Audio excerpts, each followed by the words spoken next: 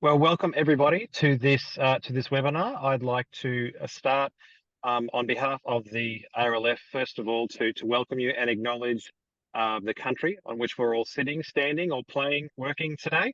I come to you from Bachelor Country here in Queensland. I'd like to pay my respects to the elders, past and present, and extend that respect to the elders of whatever country that you happen to find yourself on, wherever you call home or wherever you're joining us from today.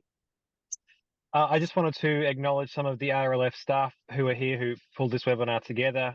Julia Strang, who's the Alumni Engagement Manager, and some of our other staff, Laura Butler and Emily Pillow. Appreciate you people doing what you do to make this possible. A very big welcome to our facilitator today, Benny Callahan. Some of you from the LARC cohort will know Benny, and our very special guest, Dr. Polly McGee. I will let Benny do a broader or a better introduction there. I'm going to get some official stuff done so we can dive into the fun and the learning of today. So this webinar, as most of you would know, is delivered to you as part of the Leading Australian Resilient Communities, or LARC program, which was funded under the federal government's Building Resilient Regional Leaders initiative. I just want to acknowledge that the original residential programs that were delivered across 10 different regions all across Australia, our state-based partners, various leadership groups in those states, and the Regional Australia Institute acknowledge, thank you all, acknowledge that we have people from the LARC program and then others who are not connected to the LARC program, who are part of our other programs or might be new to the foundation. A big welcome to all of you. We are delighted to have you here today in what is, I think, the final webinar for the LARC series. If you're not joining us live, please make sure you have a look when you're watching this on our repository of other LARC videos. We've got some fantastic webinars there. So without further ado, Benny, it's over to you. Thank you, Andrew. Really great to be here and super excited about the session we have. I'm looking forward to introducing Polly McGee in just a moment, but just to help ground us and get us into the space, I want to firstly, I think our colleague is going to put a little poll up for us to answer. So the poll asks us to just nominate whereabouts you're coming from as an icebreaker, just so we get a sense of who's in the room. And you can complete that while I kind of introduce a couple of things here. In terms of housekeeping, I know it's kind of odd that I need to do this around how to use Zoom at this state. We've been doing this for about 4 years or so. But Zoom has these wonderful features. So we have the chat function. If you want to add any reactions or comments, you can do that. You might even like to get warmed up right now in the chat by just saying what it is that drew you to this workshop and this topic.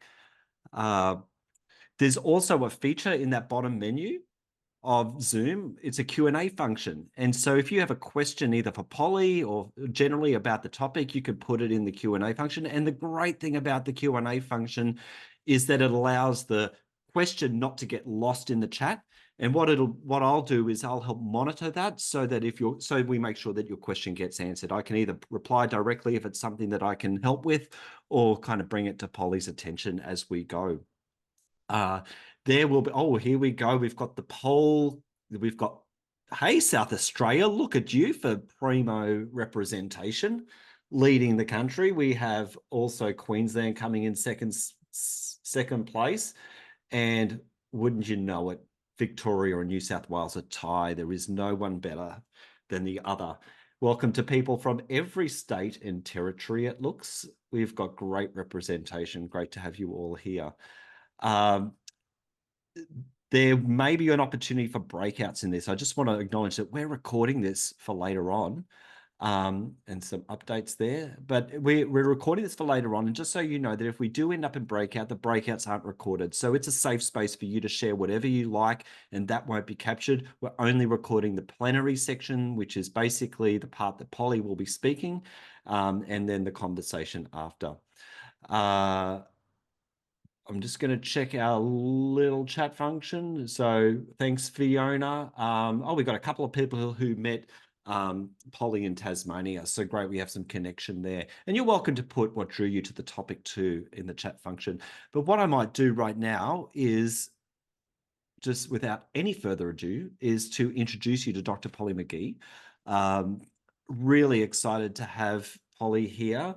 I think there's a certain magic. I just want to say personally, for me, I met Polly only a couple of months ago in Tasmania at the Leadership Summit as well, and was struck just instantly by Polly's total authenticity, love, humor, and ability just to bring out the best in people. And so I'm so grateful that you get to, yes, Joe, we did coordinate our short sort of. Actually, the story about the shirt is that this shirt was provided to me by Polly. So after the last event, when we met, I get a package in the mail like 2 weeks later. I open up and Polly sent me 3 outfits basically, and including this shirt. So I wore it in honor of that connection. So we're bringing a little sparkle and magic, but not about me. It's about Polly, at least for this next part. So Polly's a trauma-trained neuroleadership designer and facilitator, psychotherapist, author, and speaker. And Polly has a podcast too, if you want to listen to that. They spend their time in organizations building trauma-informed leadership capacity and psychologically safe, productive cultures, speaking and leading workshops, and working with clients in their private therapy practice. Polly specialises in making the complex neuroscience of humans and leadership practical and entertaining practical, entertaining, and operational into organizations and cultures.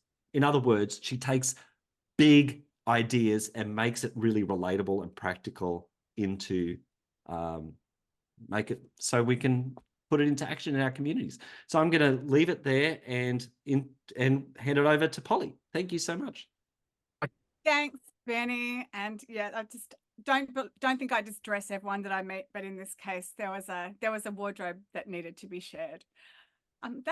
That intro was very traumatizing for you, Beth. I'm sorry. I need to work out how to say that. I used to always just describe myself as an all-purpose human being, but people always want more, and it's like, no, that's really enough. If there's something for me to do, I'll just turn my hand to it.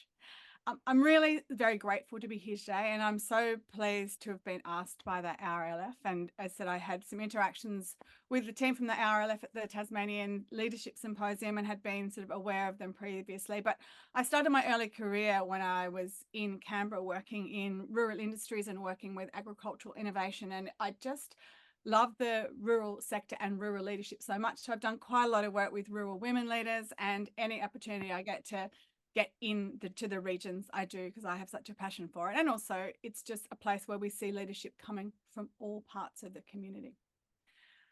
As my career has gone along and I've become more and more focused on the leadership part of it and the people part of it, one of the things that really struck me was what makes us able to lead, and what are some of the things that tend to get in the way of us leading, which is really where I started talking about trauma-informed leadership. And so I'm really going to spend a bit of time at the beginning of today's webinar just unpacking that for us a little bit, because I think often the reaction I get when I say to people, oh, I'm a neuroleadership designer. What does that mean? Well, it means I talk about leadership in relation to the neurobiology of humans. And I talk a lot about trauma, and people are always like, oh, well, that's not how I lead. That's not where my leadership is. That's over there. That's for your FIREs and your SES and your people on the front line. And so what I want to bring to you today is to plant some seeds of a conversation for you to have with yourself and in your communities about what it is when we lead from the inside out. What is it that is part of us that fully informs the way that we are able to show up for ourselves, for our teams, for our communities,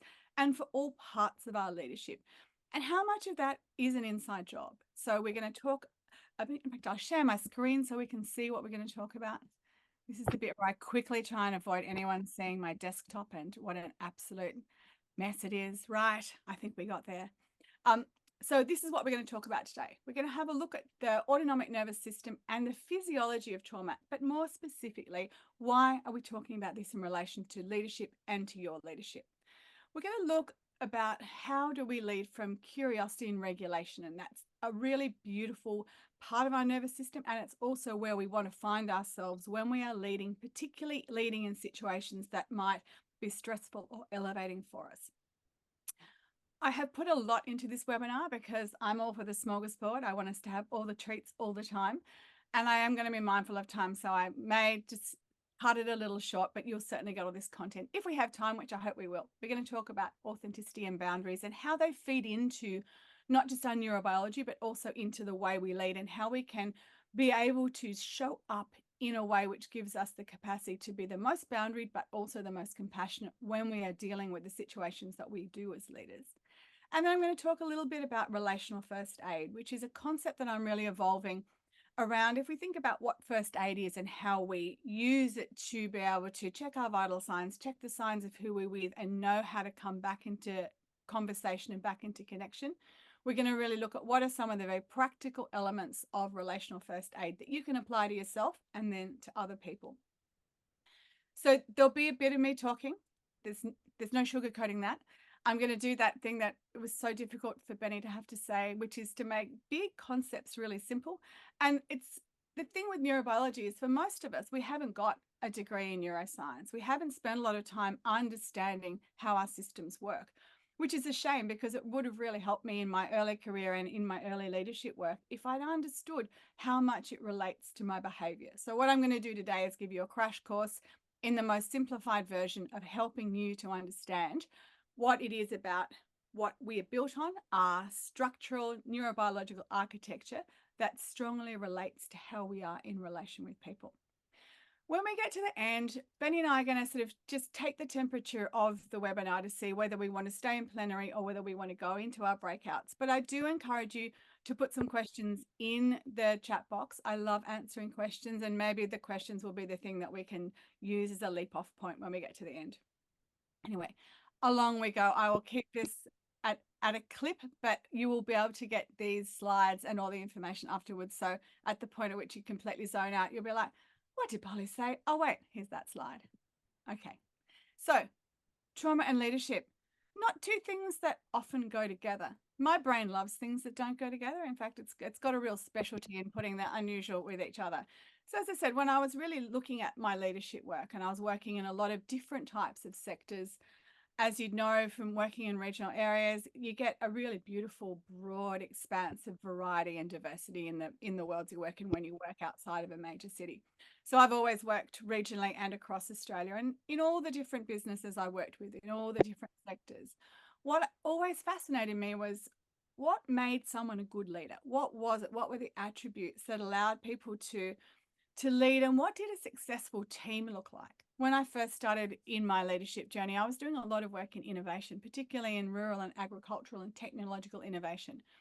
And those teams that made it had a very specific quality to them. And it wasn't the idea quality, it wasn't the availability of funding. Those things helped, but they weren't the way that people actually were able to succeed. It was the capacity for the team to be able to hold the discomfort of the unknown, hold the discomfort of having big conversations, of making big decisions, while still being able to stay in trust with each other such that they could do big things and really evolve. Leadership is so much about that for me. So what I came to recognize is that the thing that stopped us leading from the place we wanted to lead from is very much the barriers that got in the way of us being able to be our authentic self. And the majority of those things had to do with what kept us back on the inside.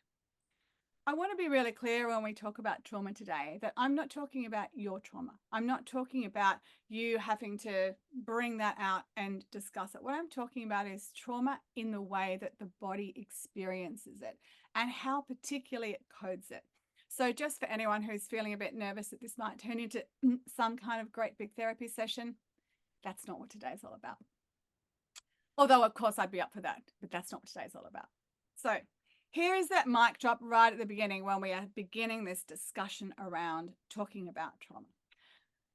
Whereas as humans, we are hardwired for connection. We are neurobiologically designed to be in connection with each other. So all interaction we have with every single human is inherently relational. So if that is the case, which it is, then the main trauma that we experience as humans is the fear of disconnection from another human, the experience of actually being disconnected. So that's quite a big piece of information to process. And one of the things I spend a lot of time sort of philosophically thinking about is this idea of relational trauma and what it is to be in connection with other people. And when we think about it, from the very first minute that we're born, we are always in connection and we know ourselves in relation to how we're seen by others. So much of this is recognizing that how we are and how we lead is developed across the whole span of our lifetime, pretty much from gestation through to the very moment that we're at, because all of the experiences we've had in relation with others have formed what it is for us to be in those relationships. And of course, if we're leading, we are leading other people. So when I talk about trauma, I'm going to break it down for you as to what I'm really talking about. So there's no ambiguousness around what trauma is. What we tend to think of as trauma is the trauma which is what we would colloquially call big T trauma. Polly, sorry to interrupt you. Just we're still on the first slide. I'm not sure that we're seeing the same thing that you're. Oh, thank you, Benny. Sometimes this happens. I'm just going to jump out and stay with me. Stay with me, callers, because I want to make sure that we are coming back into the right screen. Have you got an orange screen now? Yeah, we've got Big Ted. I-O-N. We've got All Big right, now Ted. just check We're that on we're track. going forwards and backwards. Yes. Yes, we are. Okay, so this is the screen that you missed, which is where I'm talking about our relationalness. Thank you, Benny. So here we are. We're just going to move into some definitions because I want it to be really clear when I talk about trauma and when I talk about leadership, what it is I'm talking about. So big T trauma is kind of where most of us land, and it's the trauma that we understand as the thing which really kind of rocks us. Big T trauma is trauma which is known to us. It's consciously remembered and understood and experienced. But fundamentally in the nervous system and in our whole complex bodies, trauma is always when the body moves into a physiological overwhelm. It cannot manage what is happening to it. And so it relies on its internal intelligence and architecture to be able to help the system shut itself down, to recalibrate, to make meaning, to come back and be able to cope with what's going on. So if we think about big T trauma like this is where the body gets overwhelmed by a shock. So you might be hit by a car, you might fall off your tractor, you experience something that's really big, that's visceral, but you understand and you know what it is. And so if we were trying to have a reconciliation around that trauma in a therapeutic sense, what we'd be doing is we would be making meaning from it. Our human systems are designed for stress. They're designed to withstand trauma. And so it's not trauma per se that causes a traumatic experience. It is the way we experience it and make meaning from us individually that really defines what trauma is for us.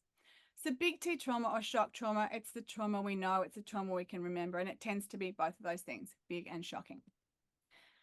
Developmental trauma is where it starts to get interesting for me, because this really begins to speak much more to what is happening inside us in relation to how we are developing our identities. And remember, when I said at the beginning, who we are is how we lead, and who we are is a function of how we have experienced the safety, particularly in the world.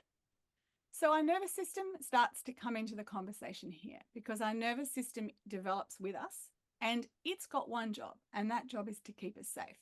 If you think about us as squishy little babies, squishy little mammals, our job is to stay alive more than anything else. We forget in our humanity that we are fundamentally mammals with benefits. And the benefits are that we have this bit of our brain that most other mammals don't have that allow us to be intelligent and have executive function. But fundamentally, we're still mammals surviving. So when we're little mammals and we have a developing internal nervous system, what we're really looking for is how do we stay alive? And the main answer to that is we rely on the big mammals who look after us, whoever they are in our family unit, to keep us safe in lots of different ways.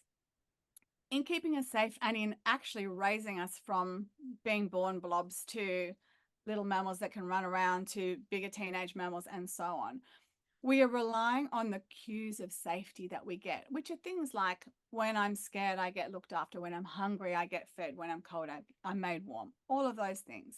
So when those needs are unmet, for whatever reason, we start to develop the neural pathways of safety, which tell us how we can best move through the world. So if we don't have the right amount of cueing, the right amount of safety, and we're developing these very nascent, very immature strategies of survival in the world, we tend to have trauma that begins in the way we relate to people. And that trauma, as I said, it doesn't have to be enormous. One of the things that is most important about relational trauma is that often it's just the sense of, how do I be safe in a relationship with you? How do I get my needs met in a relationship with you? And while we develop those methods when we're very young, we carry them through our nervous systems, through our lives with us, without often updating the software. In situations where very young children or infants are in sort of danger a lot of the time, and they have a lot of absent, unmet needs, you find that those nervous systems tend to move into freeze much more quickly. So we're going to talk a bit about our nervous system reaction. So they have a particular protective mechanism. And again, this is what I see when I see people moving through the world as adults. What I'm really looking for is, how do they feel safe? What are some of the things that they do? To survive, we rely on that bigger mammals to care for us. So often what happens is that our authentic self, who we are, how we get to be the most us we can be, gets subordinated to the need for survival. So if I have to choose between living and being myself, I'm going to choose living, which often means we put our needs secondary to pleasing those people that look after us. So if we then move into thinking about relational trauma, so we've got shock trauma, the big T trauma. We've got the small t trauma, which are things which happen to us very much in our unconscious development as we learn how to stay safe in the world and survive. Relational trauma is the experience of what it is to be disconnected.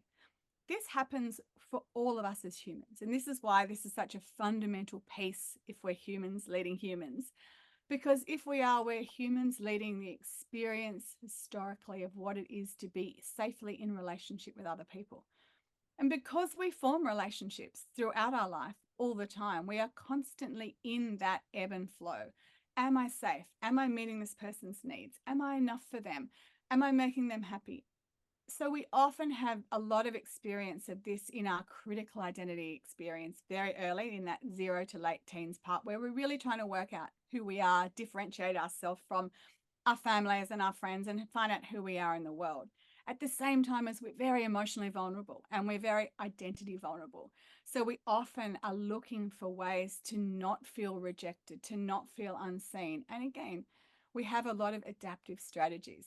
If I'm young and I'm hanging out with my family, and let's say I've put on this beautiful jacket or my Beatle shirt, and they're like, look at you, you look ridiculous in that.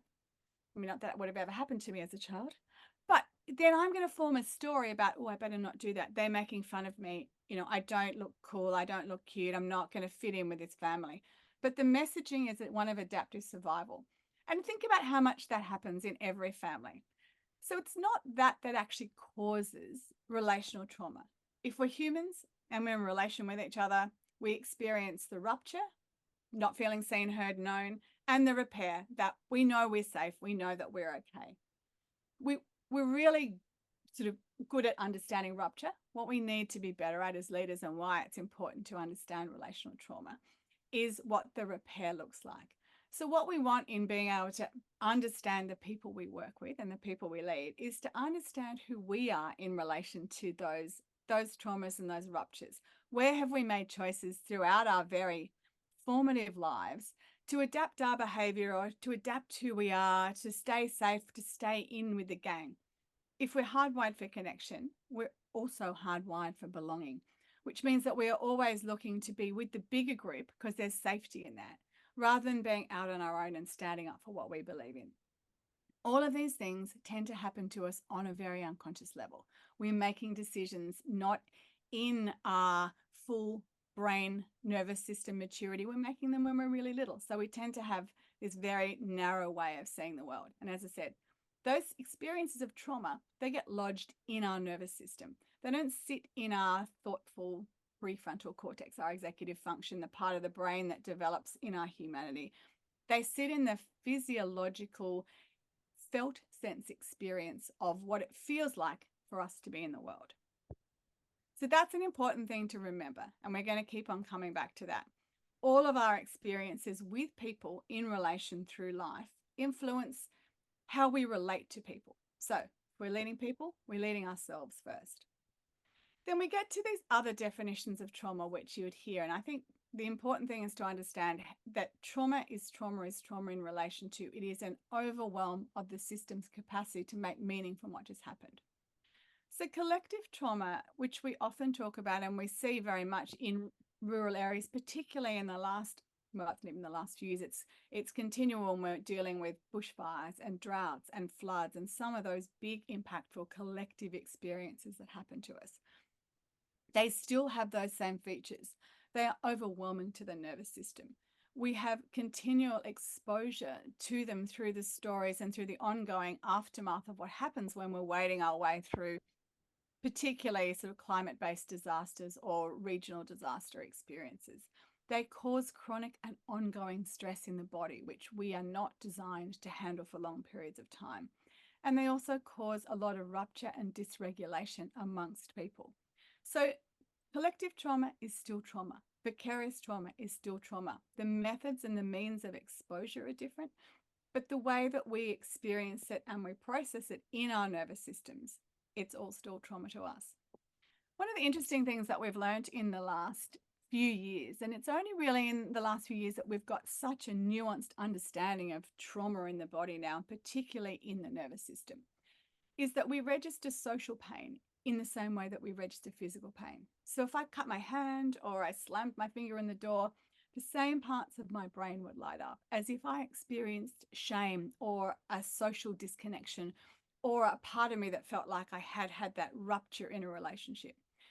It's coded the same way, it's experienced the same way, it feels the same way in the body. And the nervous system doesn't differentiate, which is why we have to really look at the behavioral affect of relational trauma as leaders, in as much as we might look at other things that change the way we feel safe to show up in the world.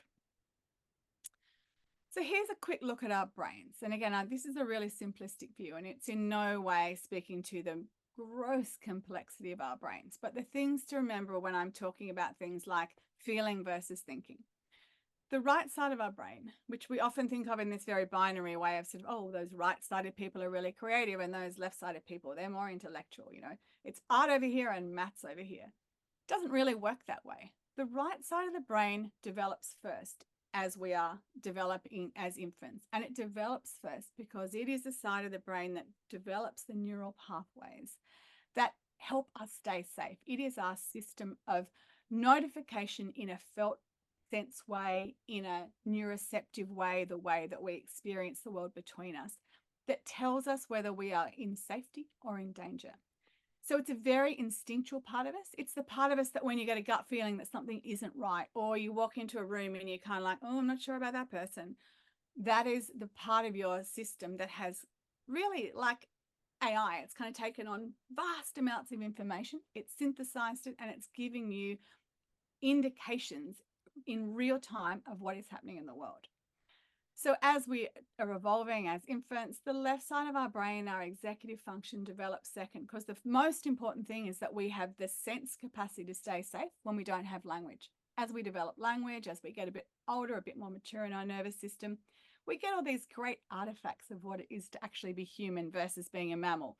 We have thoughts, we have the capacity to use language, we have emotional language, we have our emotional intelligence. We also have the capacity to have a timeline. We know what it is to have a historical experience. We can see the future. We can measure time in a way that in our safety-based felt sense nervous system, we don't have that same experience. So the left brain and the right brain work together. We sense something and then we can create a story about it, so we make meaning from it, which helps us to process information. As I said, not all traumatic events make us experience trauma, which is devastating. We just can process it. Ow, finger got stuck in a door, that hurts, won't be doing that again. And then I move on, I've made meaning from it. But story follows state. I have the experience, I feel, and then I tell myself the story. And we often think it works the other way. Now this will, as you'll see, make sense when we're talking about leadership and our interactions with people. So we've got a variety of different ways we experience trauma and we define trauma. But fundamentally, the key part is our system needs to make meaning from an overwhelming experience of some sort, because it is so critically important for us to stay in relation and in connection because of the evolutionary timeline of our nervous system. That is a really dominant function in our body. So if I'm entering a situation where I might feel quite elevated in my nervous system, quite anxious or quite concerned, let's say I'm going to have a performance management conversation with someone, or I've got to let someone go, or I need to really come in and have a big conversation about something I feel quite strongly about that I might think they have opposing views. What's going to happen to me is that intellectually I might be able to really prepare for that conversation. I might be able to think about all the points I need to make and be able to really argue it. But the minute my nervous system starts to feel that I'm moving towards danger, or that there's a situation that it needs to get me out of, it's going to really move across to much more that right side function. And I don't need so much of that left side function. So it really changes the way that we are coming into relationship with people when our nervous system and our bodies are starting to do those functions, which they just do autonomically. Now, we call it an autonomic nervous system because it happens instinctively.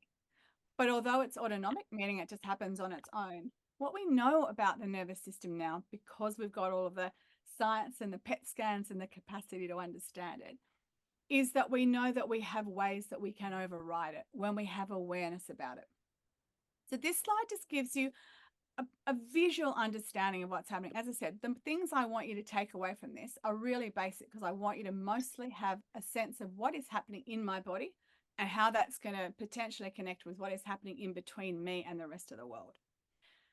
So you can see on the side of the slide with the evolutionary part, the lower part of our nervous system is really ancient. It's 500 million-ish years old. We call that the parasympathetic nervous system, and that's the nervous system of rest and digest. It's also the nervous system where we have freeze in our body. It's right down in our gut. So again, our gut feeling, all that language we have in the way we talk about gut feelings, and it's like a kick in the guts, that's there because it's a really important place in our system to give us messages about how we're feeling in terms of our safety in the world. The middle part of the ladder, where that tiger is, this is our sympathetic nervous system. So in your chest, where your heart is, if you put a hand on your chest and a hand on your belly, you've got those two rungs of your nervous system which really drive behavior. And again, that sympathetic nervous system, that's the nervous system of mobility. It's a mobilizing feature. So when we got that part of our nervous system, we were mammals by that stage. We needed to be able to run, we needed to be able to hunt, we needed to be able to fight, and we needed to be able to know when we had to get away. So you'll hear people commonly talking about fight, flight, or freeze as the three sort of reactions we have to danger. They live in our nervous system, and they live in our instinctive nervous system. And they were very much part of their early development, which sits in that right side of safety. So when we hop on up into our upper parasympathetic nervous system, so in this top part of the ladder, if you imagine the ladders from your ears down to your hips, this is where we developed that beautiful human part of our brain where we could experience language, meaning, emotions. This is the gift of humanity, that we got the power of speech and of feeling and the way to articulate how those feelings are. When we're operating out of this part of our nervous system, we're often mobilized as well, because to be able to speak, think, feel, have all of that joyful expression, we need to have some movement. And again, when we are resting, moving into that lower part in a healthy and non-stressed way, we can go into relaxation, but we need to feel safe. So safe and social up here, fight or flight in the middle, but also play, very important. And down the bottom, shut down if we're frightened, or just rested, digested, and slightly immobilized if we're not. Now, think about the ladder. Very beautiful metaphor, because we move up and down a ladder all the time. It's designed, we go up and down. Mobilized, I need to do some things, I'm feeling safe, I'm thinking. Right now, I'm sort of in that top and middle section. Later on tonight, I'll go and meditate, or I'll sit down and rest, and I'll be down in that bottom part. That ladder is designed to keep us safe. So if I saw a tiger coming at me, I'd mobilize into that middle section in the sympathetic nervous system, and I'd very quickly go from thinking, there's a tiger, to a straight reaction of, do I run? Can I fight it? I think I'll run. I'm not going to fight that guy. If I was in a position where I couldn't get away and I couldn't fight, I might drop down in my nervous system, boom, into shutdown. Maybe I'll go into freeze. If I'm lying on the ground, that tiger's not going to take my face off. When it goes away, I'll be able to mobilize back into life. So here's the rub with the nervous system. The beginning parts of it, 500 million years old. The middle parts, 400 million years old. Pretty ancient architecture. We haven't upgraded our nervous system really beyond 100 million years ago. So we don't face the same threats we used to. We're not necessarily facing those primitive survival-based threats that we did in community, that we did in companionship, that we were designed to do in connection. What we're often facing is a difficult conversation with a staff member, or the sound of an email pinging onto our phone at 3 in the morning, or any of those things that have now become the mobilizing parts of our life where we are spurred into action, spurred into anxiety. If we look at the ladder from a slightly different way, this will give us a little bit more context. So again, when we're talking about trauma and leadership, we're talking about what are the behavioral affects of when I, as a human, start to mobilize into the parts of my nervous system where I'm moving out of conscious thought, the capacity to really be able to manage myself in a very conscious way into unconscious reflexive behavior.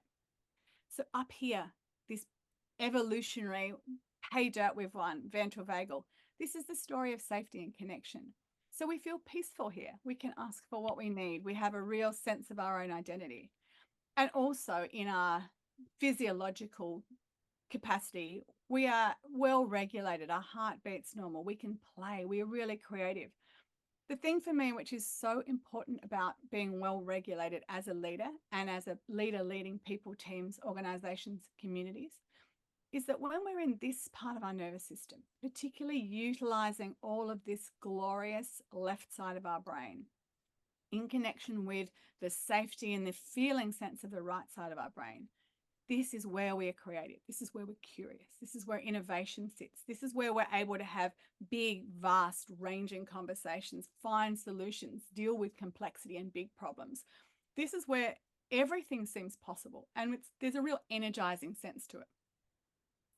When we move down into a mobilized sympathetic response, again, I'm not talking about when we're healthily just mobilized up and down all day, every day. When we move into a reaction to danger, whatever that looks like in our experience of the world, we move away from connection into disconnection, which is why this place in the nervous system, when we're mobilized, it feels dangerous, it feels anxious, it feels gritty. And this is where we get to that sort of hypervigilance, that sense of something isn't right with the world.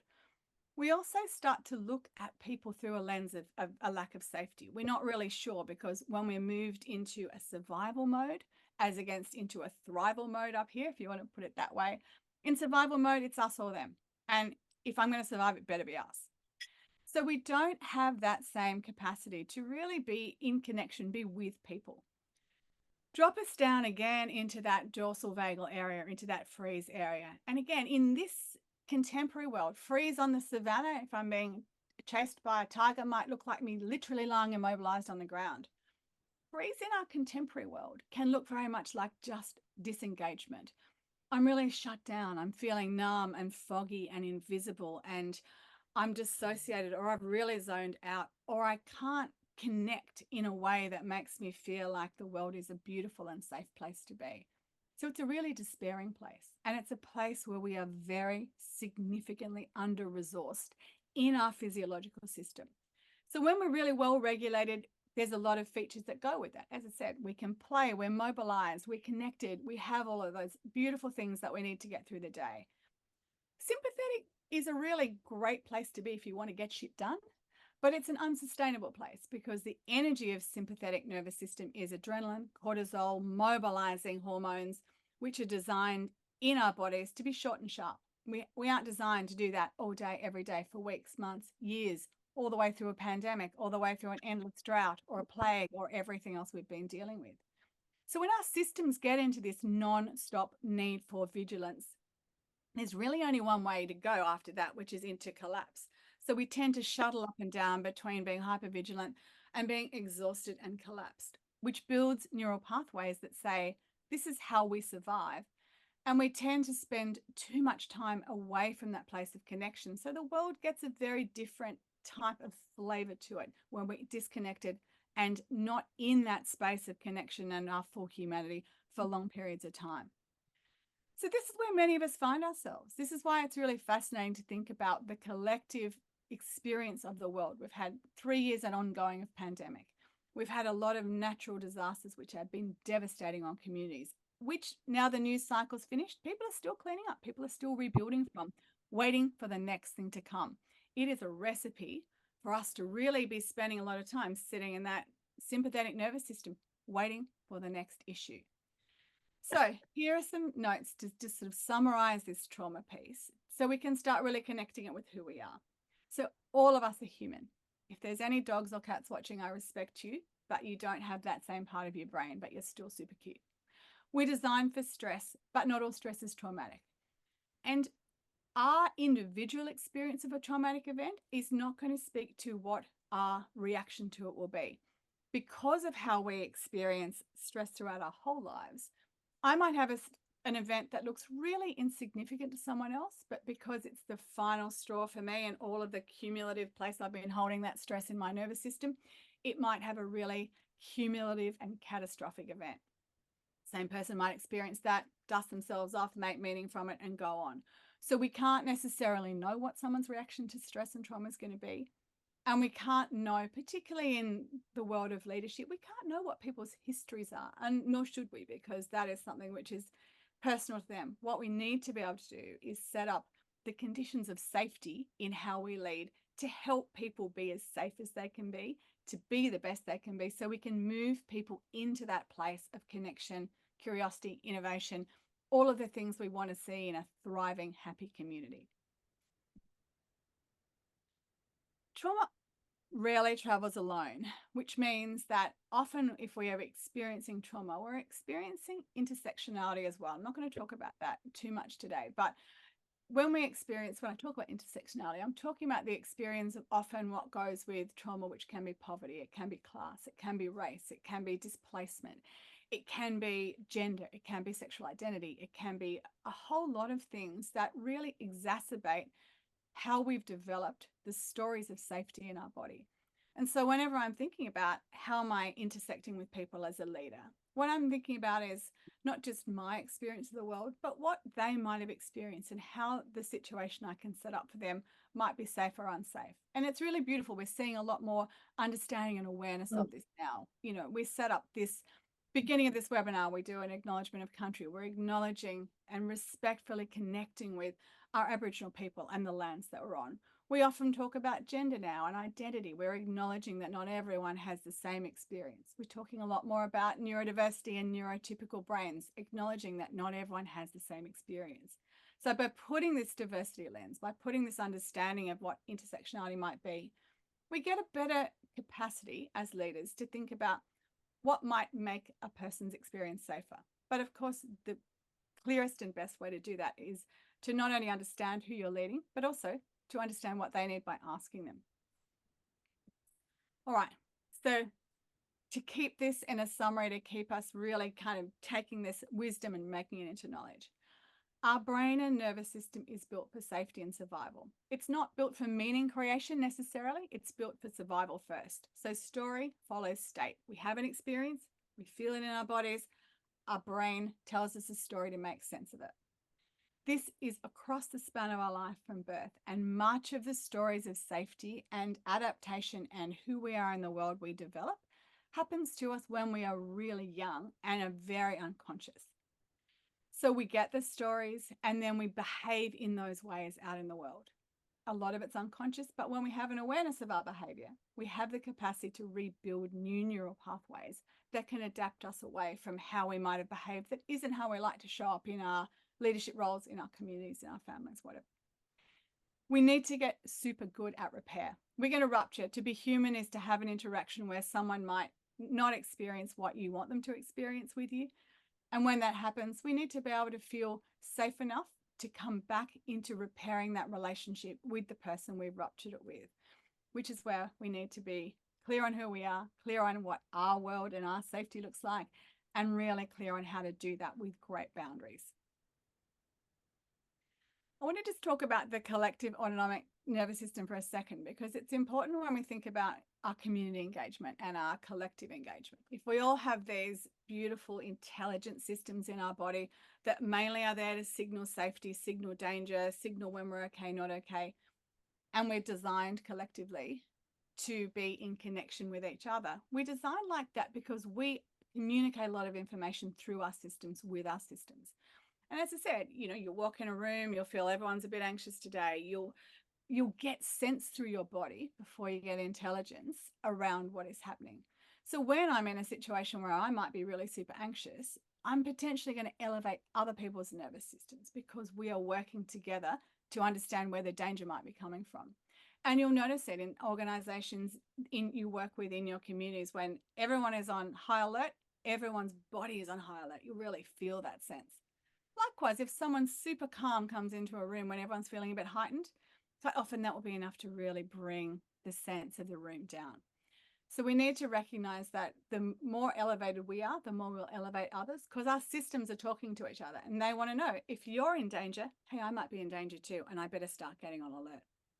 When we're in the sympathetic energy nervousness, or that nervous system place where we kind of really elevated, that's a much more energetic, sort of aggressive energy.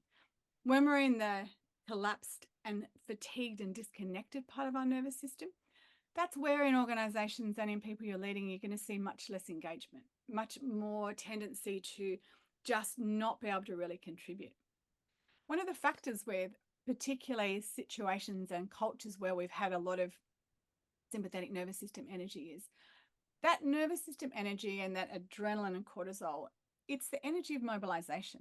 So often it means that we will make a lot of decisions. It can look really like we're super productive.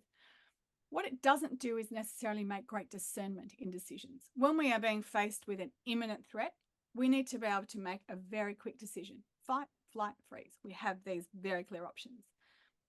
But if everything feels like a threat because our nervous system is permanently feeling like it's in a sympathetic mobilization, it's really hard to discern actually what's not really super urgent right now. What is going to be the biggest danger? And so it really leads to this culture and this world of burnout, because if we don't know what we can put down, what is not as important, we tend to feel like we have to do everything all the time. And if we're in that place, we're alone, we're doing it by ourselves, we're having to take on all the responsibility, and we create these self-perpetuating worlds in our nervous systems where we go from over-mobilization into collapse, which is thoroughly unsustainable.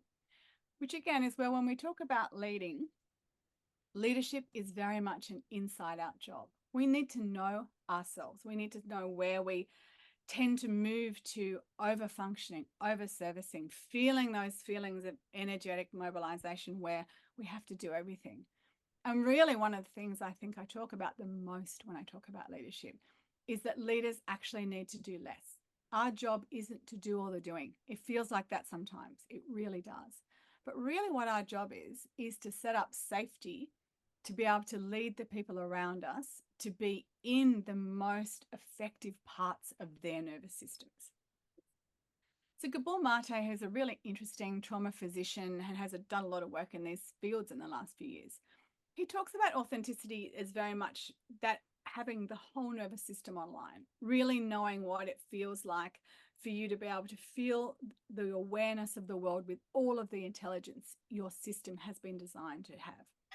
So if we're really disconnected from our feelings, for example, or if we're really adapted to just please other people and not listen to those warning signs saying, hey, you need to rest, or hey, that's going to be a bad decision when you say yes to that, we're out of authenticity and we're out of congruence. And so being our authentic selves, knowing what it feels like to really be able to say a very resounding yes or a very clear no, is really helpful for us as leaders. We're not going to really sit much in authenticity today. But the question I want you to think about and reflect on is, what is that for you? How do you know when you're being authentic? How do you know when you're really leading from that place that is the youest you can be, where all your values are aligned, where you really feel like you're in a flow state, where you can lead from any part of the organization you're in and you really feel fully committed and authentic? That is a sense in the body, much more than it is a notion in the head. So I'd ask you to plant that seed for yourself and have a reflective think about what it is for you to be able to be really authentic. Now, we talk about authenticity because authenticity allows us to be ourselves, to know ourselves, and to back ourselves. And when we can really back ourselves, and when we can recognize when we are not in a regulated state, when we're too mobilized or when we're too collapsed, and therefore we might be behaving from a place of survival, not from a place of connection, We are able to set much better boundaries when we're regulated. When we're in survival, we're just surviving. So we're making those decisions which are coming out of a place of reaction, not response. So boundaries are often poorly executed in humans because boundaries feel like disconnection. If I say no and I'm hardwired for connection, that's taking me to a place where I can feel really vulnerable, because what if you don't like me? What if you don't want to hang out with me? What if you don't want me in your gang? What if I'm going to be alone out there trying to survive on my own? So quite often we will make decisions, or we will agree to things, or we will do things where our boundaries could have been stronger. So being a good leader for me means that we are really aware of where we do boundaries well, and also where we, from a strengths-based perspective, where we can build on our capacity. And the most simple definition of boundaries, because it's going to depend on how we feel on any given day, is what's okay and what's not okay. And it's a really nice way to think about it. So what's okay and what's not okay for me? What is going to keep me feeling safe and regulated and the most me I can be without compromising my values and my authenticity? Authenticity and boundaries, though, we need to be able to safely say who we are to be authentic. And we need to be able to ask for what we need. So quite often, I think one of the issues we have with boundaries is it's really hard for us to be clear about what we want. So we tend to not express it quite as clearly. And the people who are leading us, or the people in our teams or our communities, they don't always know what our needs are. And maybe that we aren't okay to do that. So we need to be able to ask clearly and succinctly for what it is we need. And we need to understand that the definition of boundaries isn't disconnection. This way of looking at it is really so helpful. That boundaries are the space I need to create so I can regulate to come back into connection with you. And I think this is a really healthy and helpful way to look at it. This is another one. Prentice Hempel had this definition, which is it's around resetting power dynamics in relationships. When we feel we can be us as we can be, when we're authentic, we can have choice and agency. And the rub here, because we're human and we have nervous systems, is that in dysregulation, or when we're kicked out of our connected part, it's really quite hard to feel like we have control and we can be safe enough to ask what we need. Which is why in leadership, the place I want us to think about in terms of leadership and trauma is that if relational trauma kicks us out of connection, what do we need to be able to bring ourselves back up there? Because this is something for us to be able to manage. The great gift of us owning our nervous systems is that we can find the place to regain agency and control. So if we think about boundaries, and I wanted to stay here for a minute because I think it's important to think about, and very often a lot of our poor leadership choices come from saying yes when we don't want to say yes. But it's also driven by the states our nervous system are in. So when we're mobilized in that sympathetic place, we're often driven by fear and anger. It's a disconnecting emotion, and we're much more likely to be reactive and really do the, no, I can't do that. It's not safe here. I don't have the energy, whatever it is. That rupture is much firmer and harder to repair. Sometimes it's necessary. Sometimes we need to have those very firm boundaries, particularly if we are in absolute danger. But often in our leadership roles, it's more that we will come up against people that are really at the end of their tolerance in their nervous system. And that behavior will come from them from a place of not having the resources to have a different conversation. If we're in that more collapsed state, in that lower part of our nervous system where we're really seeking connection, but we're also tired, but we can't ask for what we need, we often will give the wrong messages. We'll say yes to things. We'll take on more work. We'll take on more roles. We'll take on more social engagement or family responsibility. And it kind of sends the wrong message, because it sends the message that actually we're open and available to do this and that it's okay. So sometimes it can be really hard to come back from that, to be able to say, you know what, this is not okay for me because I need that time and space to be able to regulate. I particularly see this more in interpersonal stuff and in family stuff, in family businesses, family farms, really big cultures of just yes, when really sometimes we need to make a bit of distance to be able to come back into regulation. What we're looking for is this a regulated boundary. It's the boundary that says on some days, I'm going to be able to really do this and take on more and say a big resounding yes to everything. But on other days, I'm going to be able to be really clear and say, hey, I don't have the bandwidth for that today, but please come and ask me again. And I can say that no as a very calm, compassionate, and clear, ask for what I need, and not feel that I have to make a lot of excuses or justify who I am or what I'm doing.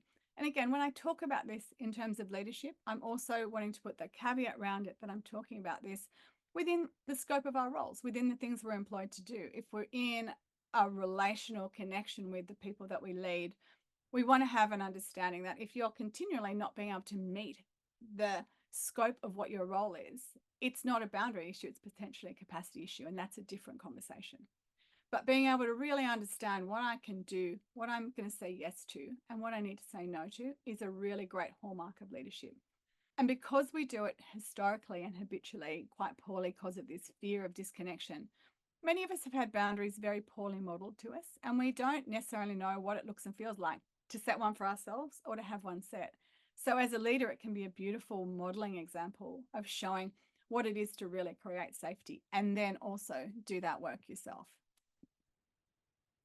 So as a leader, the thing I need to ask myself, and I ask myself constantly, am I in curiosity or am I in survival? And how do I know?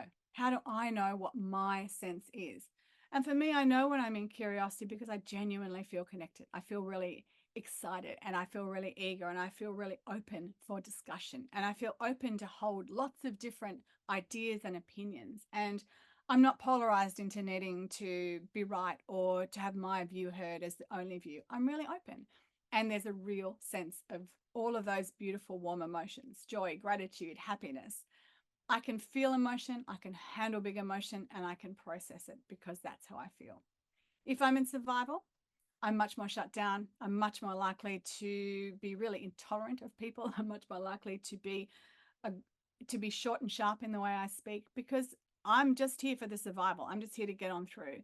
So I notice in me if I start behaving like that, or if that's how I am with my partner or my team, then that's on me to be able to recognize I need to get some regulation and I need to do a bit of relational first aid. So I'm okay to go back in, own whatever it is, and continue on in a more regulated place. But the key point is that I am the only one who's going to know what's going on for me.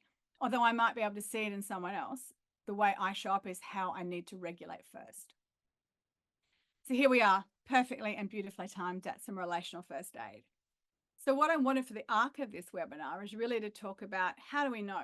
We're now introduced to these zones of our responsive behavior. We know that we behave in a way to keep us safe and that might have been unconscious and we might have just done that. We might have always said yes or identified as a people pleaser or a perfectionist because that is what's kept us safe. It's a really protective mechanism.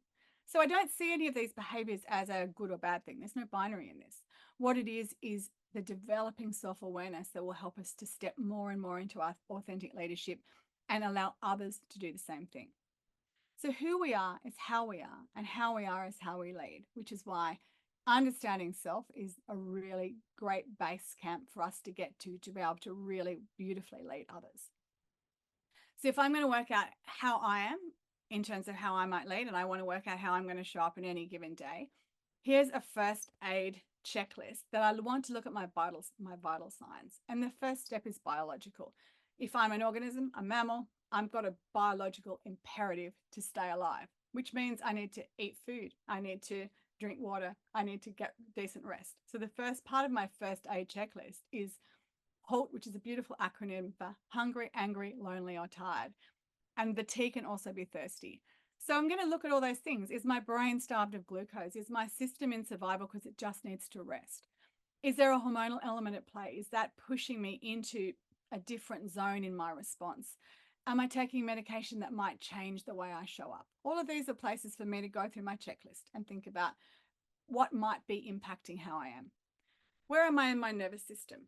Am I feeling that beautiful sense of open-hearted connectedness? Am I feeling a bit tight in my chest and a bit anxious and a bit gritty? Am I feeling just really flat, disconnected, like I just can't care anymore? All of those are signs for me to be able to triage myself, to give myself the first aid I need, because I've got a better understanding of who is leading in this moment. And then I'm going to look at my situation. Have I just been in a situation where something has kicked me out of my regulation? Aside from those things that have come before, maybe I've just had a really big discussion with someone and I'm feeling quite anxious or I'm feeling quite overwhelmed. Maybe I've just witnessed a car crash. Maybe I've just had a bill shock. Maybe I've just had an hour trying to get the kids to put their shoes on to get them to school. maybe those things might have set me up to be in a different place when I go into a conversation, when I go into my leadership role. So I've got to think about, again, what are the very personal and individual triggers that might be happening for me? What are the tender places in my nervous system, in my relational experience that might change the way I am with someone else? So I can go through that checklist. That's an internal thing. And I might just do it as a shorthand of how am I setting up this day for myself? If I want to be able to return to regulation, what I need in my relational first aid is to really know, firstly, for me, what I need, and then potentially to be in some more dialogue with the people that I'm around. And this is where I feel like this relational first aid work is really great, because if we're going to have a first aid kit at work for our physical injuries, we could have a first aid kit, a personal first aid kit for the way that we are able to feel well regulated. So here are some ways that we can think about what helps us to come back to regulation, to come back to connection. Breathing is really critical, because breathing in through the nose, breathing out through the mouth, that very simple act of proper oxygenation takes our nervous system into calm. It's the quickest way to slow down and to come back into focus. So just breathing is the first thing I do most of the time if I'm feeling at all elevated. Eating and drinking and sleeping, checking in on those things and asking to be able to do more of that if I need to.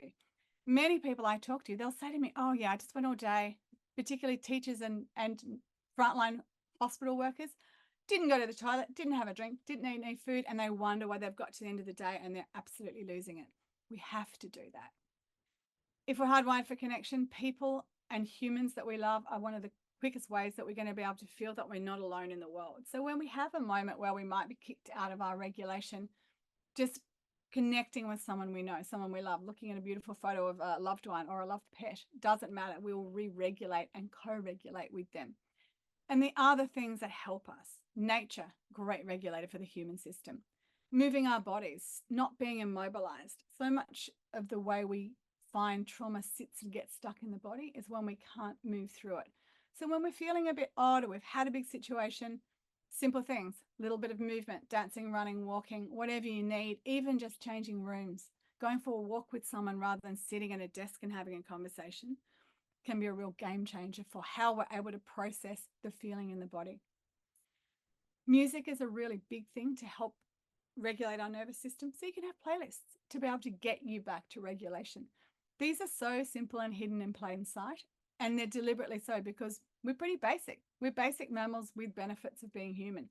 So when we are out of connection, when we're out of regulation, we want to come back, and it's very simple things. It's not sophisticated.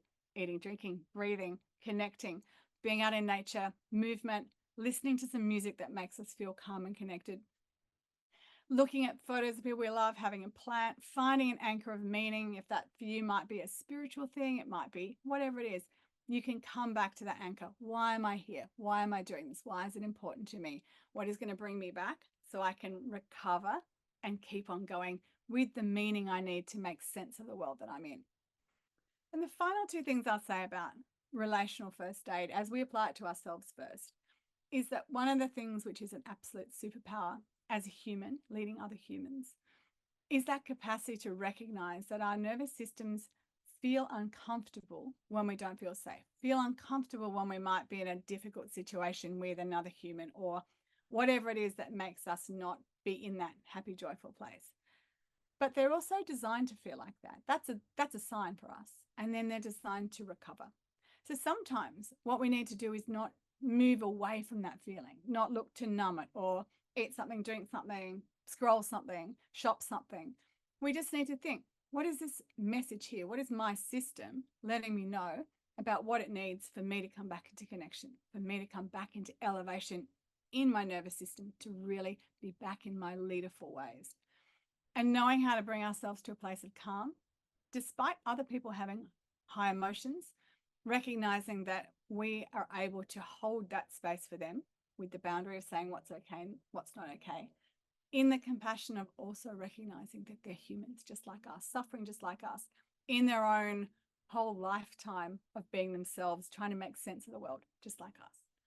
So leadership for me very much comes back to this inside out approach. If I regulate myself, I can come to you with compassion and boundaries, and then I can really work out what is going on and how best to manage whatever the situation is that's in front of me.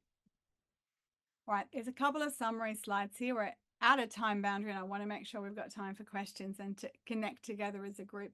So this really just goes through what we've talked about. So when you come back to this after thinking, oh, I checked out halfway through in my mind, I was still there thinking about mammals and my nervous system, you'll have something to refer to. Let me jump out of here, Benny, and come back to the gang. Lee. Oh my God. Mind blown. I am so grateful. So grateful. I mean, I was scribbling notes the whole way and trying to just keep up. And I'm feeling right now that we don't go out into breakouts because there's some really great questions and I want to provide the opportunity for us to discuss them. And so maybe I can help the process by calling out a couple of questions that people asked. And when I call out your question, I invite people to come off, put your camera on so we can connect with you and you can even express your question directly to Polly.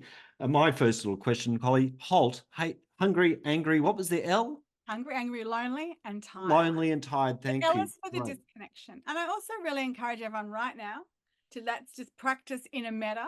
If you've got some water, have a drink and take in a big breath through the nose and out through the mouth and just notice how you feel in your body. Sometimes just talking about trauma kind of can make us go, oh my God, it's all the things. Yeah. So let's model excellence here. Yeah, that's right. Just take a moment just to slow the pace down a bit. And I'm actually going to go first to Malcolm's question. Now, Malcolm, if you want to come off and put your camera on and ask this directly, you're welcome. The question is safety. Is that similar to comfort zone? And this was asked early on in the part when you were talking, it was the 0 to 15 and how the relational trauma that's developed. But Malcolm, are you able to speak further to your question? Yeah, I've sort of work in the area of trying to get people to come out of their comfort zone and basically talking about yourself, farmers particularly. And so from what you were saying, it sounded like very much the safety zone is the comfort zone, what I would call the comfort zone. Yeah, look, thanks, Malcolm. And I really appreciate that. And I think like a lot of these things, there's a whole lot of nuance that sits in it. So when I talk about safety and the safety in the body, it's very much an autonomic process. So it's happening naturally. And it's not, I think of comfort more as the idea that we are choosing to be here. So if you're asking someone something, you're wanting to draw them out and they're not kind of parlaying or they're not playing like you want them to, quite often that's because the message in their body, the feeling they have is it's not safe to speak. It's not safe to put my head up. And we all know that great way of being in the country, particularly gendered and of a particular age. It's really stoic. It's not asking for what we need. It's not showing vulnerability, which we used to see as weakness, but now in leadership, of course, we talk about it as strength. So sometimes it's not comfort as a chosen place. It's just what I can do right now. And also, if it didn't get lost in all of the talk, when we are moving into that place where we aren't feeling safe or we're not sure whether we should speak up, we often are losing the capacity to access language, to access emotion, to access linear thought. So quite often we might want to say something, but we can't kind of work out how to form the sentence. And we've all had that experience of going home and thinking, oh, why didn't I say that when I had that argument?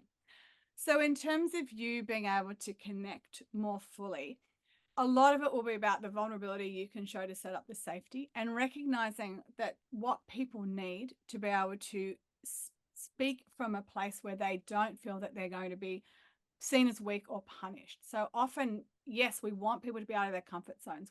All growth happens to us when we are stretching, learning, failing, but we need to work out safe ways to do it so people can be vulnerable and courageous at the same time.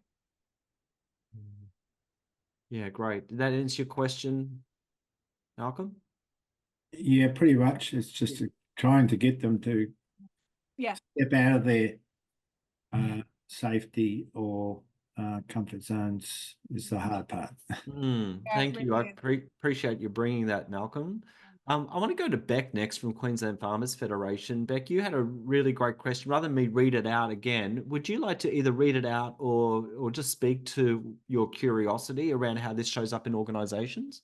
Thanks, Benny. Yeah, I guess when Polly was talking about the sort of collective experience of people and how that can impact other people around them, it occurred to me that when you're in an organisation, you have an organisational culture, you know, you may end up hiring people. It was more when you said about the productivity and how it can be seen as being very productive. And, you know, we often say in interviews, do you work well in a hot, fast-paced environment, sort of thing. So I guess my question was, how do you stop when you've got leaders in an organisation that are all very much in that fight or flight space? How do you stop that really bleeding into the culture of an organisation? And if you find yourself in an organisation that is in that space, how do you feed that up the chain, or what circuit breakers can an organisation use? I will just fully disclose too that I'm not in a bad place in my organisation. I love my organisation, and I'm just conscious I've got the QFF banner up there. And so this is not a reflection on us as an organisation, but it did just occur to me. So I'd be keen to hear your thoughts on that.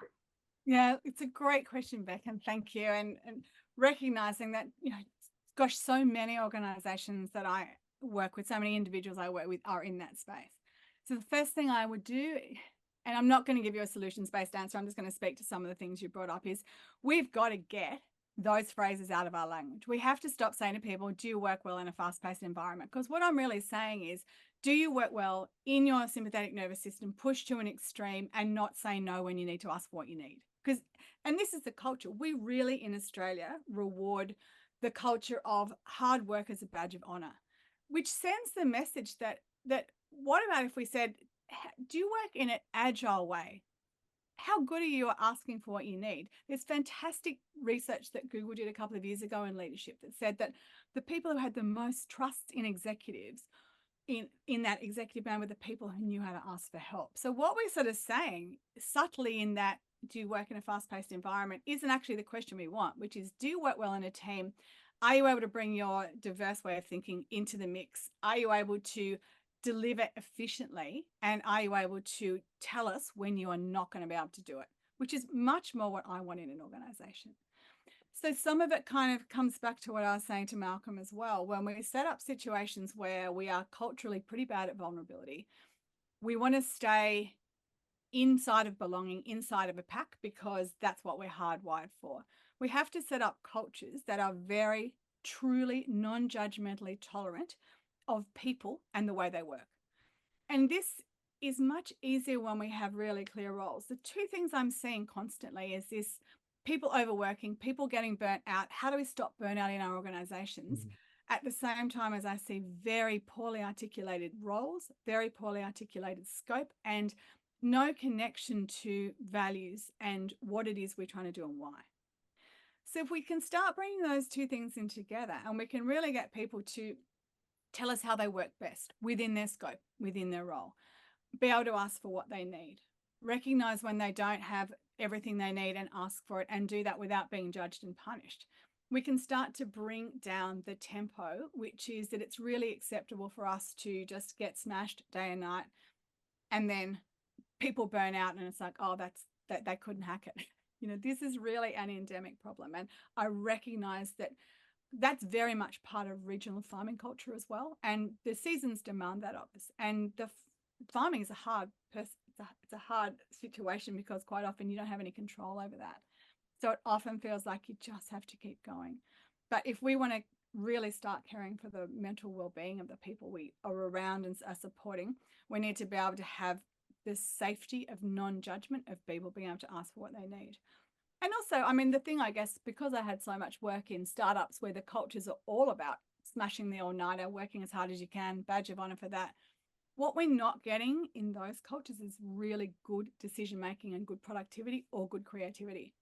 So it looks like really high-level productivity, but it's not necessarily great, because we often are making ill-considered decisions at speed, rather than taking the time to sit in the problem a bit longer, bring in more thoughts, bring in more brains, and then action it. So we're such an action-oriented culture. We're such a rewarded culture for action.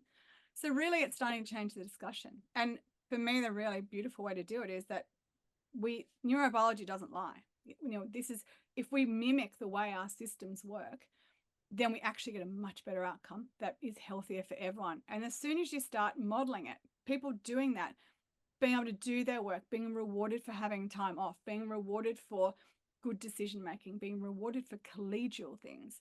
Everyone can go, oh, I don't have to just be that person that gets to the finish line every day and is still sending emails at 10 o'clock. So a lot of it in leadership is modeling that behavior, failing as much as we can, and talking about how we grow through that failure, not just having to be fast and perfect. Awesome. Thank you. Yeah, wow. I was really there's so much there. I'm like, my mind is blown here. Beck, I do want to invite you to respond if there is anything you want to go, because I think there was more than you got more out of that answer than what you were asking for. And that's certainly the connection to not just how it shows up in organizations, but let's say, for example, farming, you know, in a broader context of the people we're serving. I mean, you want to have anything else you want to say to that? Like you, I guess I'm just trying to absorb Polly's response to a certain extent. I mean, in my line of work, I deal with producers that have had natural disasters and natural disaster impacts. So I guess, you know, the ability for us as leaders, and this again goes to a little bit from what Malcolm was saying about us being vulnerable, creating a safe space for those people to then be in a position to feel like they can be vulnerable and address their trauma, I think too is really valuable. So thanks, Polly, for that as well. Can I just add in too, Beck, because it's really acknowledged as well. Much of the experience of ourselves and who we are, particularly in intergenerational farming families, is the modeling is always what we've seen. It's stoicism, it's backbreaking, it's often in terrible grief and trauma that is not processed in real time. We just get on with it and we do it. And I work with a lot of people individually that have in those experiences. There's a really beautiful quote, which is that there's not always trauma in grief, but there is always grief in trauma. And grief is something that we don't talk enough about. If you've been through a natural disaster and if you've been on an intergenerational family farm, you have experienced grief, and grief sits in the nervous system like a log. It's so heavy, and it's really hard to be able to get people to feel safe enough to say, yeah, this is scary. I don't know what to do next. And I want to howl my guts out. And I'm pretty sure that Malcolm's people and your people aren't volunteering to line up and do that anytime soon. So this is the rub, it's a really delicate place, because often what it feels like in the system is if I start unraveling, I'll never be able to put this back together again. Whereas the actual truth is, if I release the thing that I'm clinging to so tightly, I'm going to make some more space for the resilience to get up and do it again. And so this is systems change, and it's very big and it's very complex. And I really want to acknowledge that this is not a glib, just get them to cry and they'll all be great. This is hard, this work you're doing, and I really respect it. Yeah. Polly, I'm curious. So there's a bunch of people in our webinar today who have come from regions that have experienced bushfire and flood, where the trauma event, if you like, is you can point to it, you can put the dates around it. But also we've got people here in drought affected regions where drought is more long-term. It's a slow burn often, and it's not necessarily something you can point to as a single event. And I'm curious about any comments, because we're in a drought preparedness cycle, if you like. And I'm curious if you've got any comments around how anything that you're sharing relates to that. I think it all inherently relates to that, which again is where I have a real comfort in the neurobiology and the natural environment, because when we look at the way that those two things work, we see the chaos of it, and we see that there is a design piece. So if we used to think of things happening very much in cycles in nature. We would have these drought cycles. This has all been so turned on its head because of the way that climate is changing so rapidly. But also that is how nature works, and we are much like nature. We're actually quite chaotic. These things happen. We can't control them, so we learn to evolve with them. This could be a much longer answer, and I don't want to downplay it. We have created very time-based cycles linked to productivity, linked to crops, linked to funding, that are not in the same world as nature is. And so we get smashed over and over and over again. Our lives get wiped out over and over again. And then what happens is that we are in that super sympathetic mobilization. Everyone's coming together. We see the absolute best of people when we connect and we see each other as a group again. We remember what it's like to really be humans, living in packs, working together. There's a whole lot of focus, and then that ebbs away and there's a new news cycle, something else happens, and then we're exhausted and we start going back into that place of disconnection and we feel really alone. And then we feel we have this sort of moral injury that those governments, those funding bodies, those whoever that were coming over the horizon to support us, they've all moved on now. There's been a cyclone or there's been an earthquake, and here we are still in drought or still trying to rebuild. And then we are really sitting in grief and anger and helplessness. So it really plays in, because all of those parts of the nervous system we can acknowledge.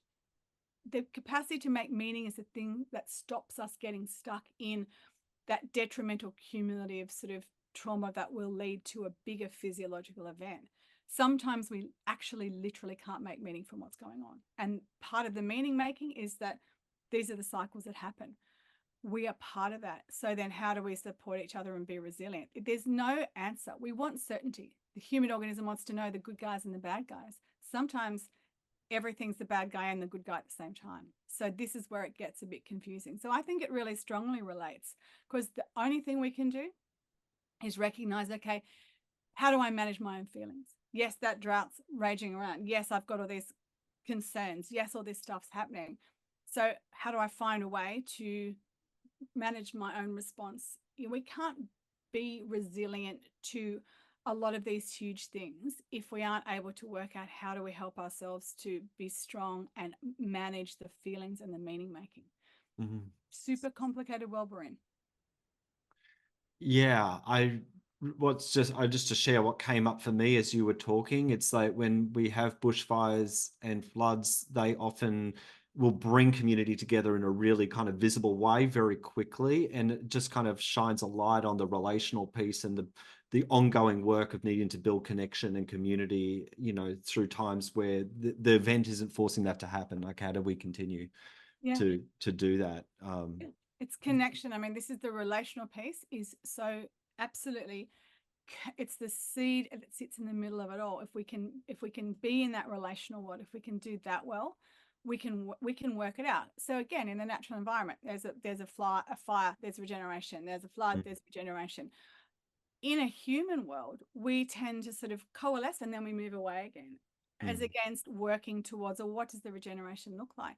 We've got really finite resources though, and because so much of our lives are infrastructure heavy, are tied to the finances that go with all of that, there's so much more devastation than if I'm just a tree hanging out, being able to withstand these natural ongoing events that happen. So the humans are the complex part of being mammals or being the natural environment. I'm not entirely sure that executive function was a win for evolution, just quietly. Well, yeah, the jury's out, hey? So, well, here's what I want to do. I'll have another question just in a moment that Andrew's flagged in the earlier on in the chat, but I'm going to invite Em to share our poll. We're coming to the top of the hour here, and what I'm going to invite you to do is we have a closing poll just to give us some feedback on the webinar. You're also welcome to express some open views and thanks or comments in the chat. Please feel free to do that as well. And in a moment, so while we're doing that, I'll hand over shortly to Julia to kind of close us out. But Andrew had a question early on in the 0 to 8 phase of trauma. Is that potentially the beginning point of personality disorders? Is there any comment around that? Yeah, I really want to make a comment on that what I'm talking about when I talk about trauma in this context is what the developmental cycles of the nervous system and the brain look like. And so if we are seeking to not medicalize this idea, the people who have any kind of mental health issues, they can come from a lot of different places, and there's a lot of intersectionality in that. And whether you're talking diagnosis, whether you're talking trauma, whether you're talking neurodiversity, that's another whole span. In this short webinar, I'm giving you a really sort of basic framework to work from. In extreme developmental trauma, yes, you will find that there can be personality stuff and there can be mental health that throughout life because of the impact on the brain of a developing nervous system experiencing that level of trauma. But you can't always make that direct link, and it would be a dangerous thing for me to link those two together explicitly. We tend to notice presentations of mental health at very sort of significant cycles of development. 0 to 8's one, 8 up through into your mid-teens, your late teens, and then to 29, which it's kind of how they map the maturity of the nervous system. So the nervous system and the brain develops until you're about 25. So it's not really there until that point. So there are points where often we see a presentation because we've got to a next developmental milestone, and that then starts to come out. So trauma can have a part, but not always, is probably the best way to say that. But there will be, certainly in terms of the way we develop our personalities and our safety systems in the world, the neural pathways that we develop, they affect how we relate and how we behave. And that's kind of the level at which I'm talking at, not at anything of a much more diagnostic way. I hope that's broad enough. Thank you so much, Polly. We're still accepting comments and questions in the chat. We've got the poll open. Thank you for everybody who's responded to that so far. Really grateful to get your responses.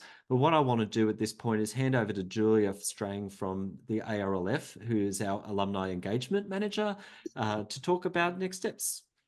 Thank you. Hello, everyone. Thanks, Polly. I've got I'm not sure whether it can be answered quickly, but a quick question. Is this a particular cultural issue in Australia? Are there some countries that handle this better? Because I just feel like we're just all on the rat wheel and life is so busy. I call it peak life at the moment.